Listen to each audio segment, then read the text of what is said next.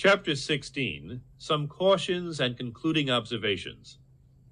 Many people will scoff at the idea that there is an exact science of getting rich. Holding the impression that the supply of wealth is limited, they will insist that social and governmental institutions must be changed before even any considerable number of people can acquire a competence. But this is not true.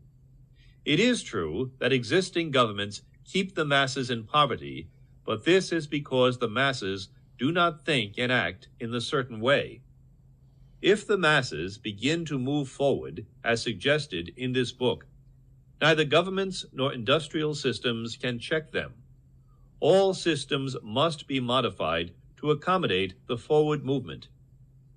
If the people have the advancing mind, have the faith that they can become rich and move forward with the fixed purpose to become rich, nothing can possibly keep them in poverty. Individuals may enter upon the certain way at any time and under any government and make themselves rich. And when any considerable number of individuals do so under any government, they will cause the system to be so modified as to open the way for others. The more men who get rich on the competitive plane, the worse for others. The more who get rich on the creative plane, the better for others.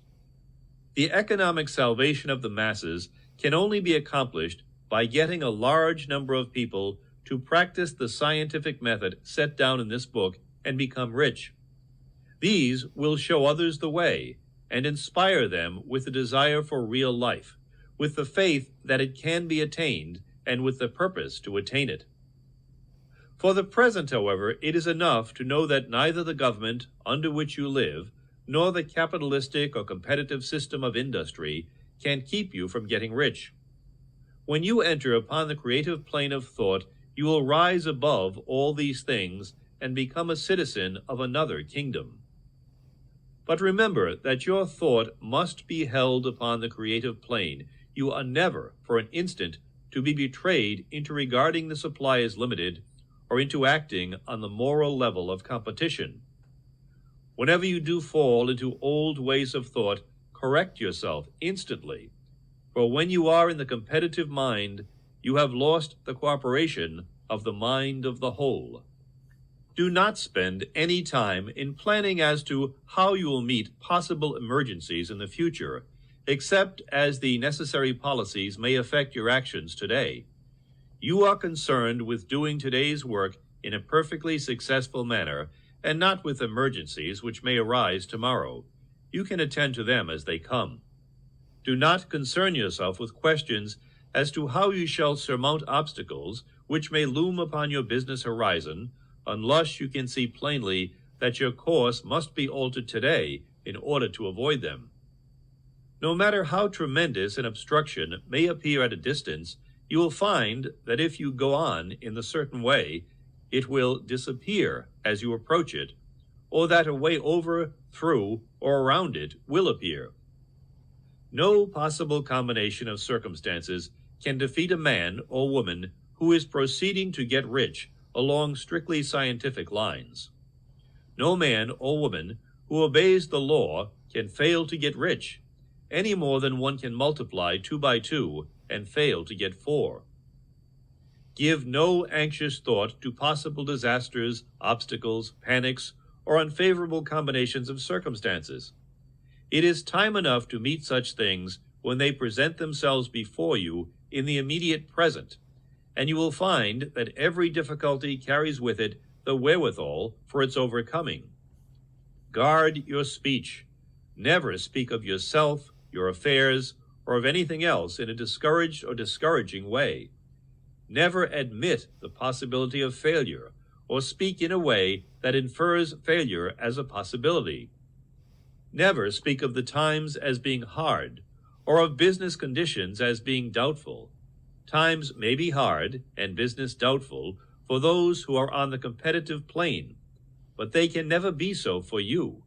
You can create what you want, and you are above fear. When others are having hard times and poor business, you will find your greatest opportunities.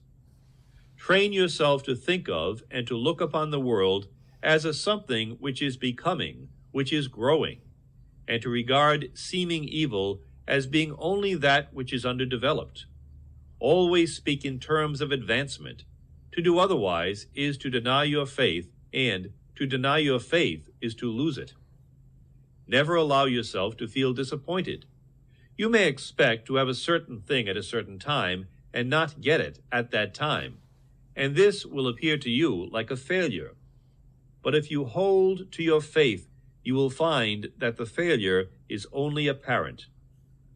Go on in the certain way, and if you do not receive that thing, you will receive something so much better that you will see that the seeming failure was really a great success. A student of this science had set his mind on making a certain business combination which seemed to him at the time to be very desirable, and he worked for some weeks to bring it about. When the crucial time came, the thing failed in a perfectly inexplicable way. It was as if some unseen influence had been working secretly against him. He was not disappointed. On the contrary, he thanked God that his desire had been overruled and went steadily on with a grateful mind. In a few weeks, an opportunity so much better came his way that he would not have made the first deal on any account. And he saw that a mind which knew more than he knew had prevented him from losing the greater good by entangling himself with the lesser. This is the way every seeming failure will work out for you, if you keep your faith, hold to your purpose, have gratitude, and do every day all that can be done that day, doing each separate act in a successful manner. When you make a failure, it is because you have not asked for enough. Keep on, and a larger thing than you were seeking will certainly come to you. Remember this. You will not fail because you lack the necessary talent to do what you wish to do. If you go on, as I have directed, you will develop all the talent that is necessary to the doing of your work. It is not within the scope of this book to deal with the science of cultivating talent, but it is as certain and simple as the process of getting rich. However, do not hesitate or waver, for fear that when you come to any certain place, you will fail for lack of ability. Keep right on, and when you come to that place, the ability will be furnished to you. The same source of ability which enabled the untaught Lincoln to do the greatest work in government ever accomplished by a single man is open to you. You may draw upon all the mind there is for wisdom to use in meeting the responsibilities which are laid upon you. Go on in full faith. Study this book. Make it your constant companion until you have mastered all the ideas contained in it.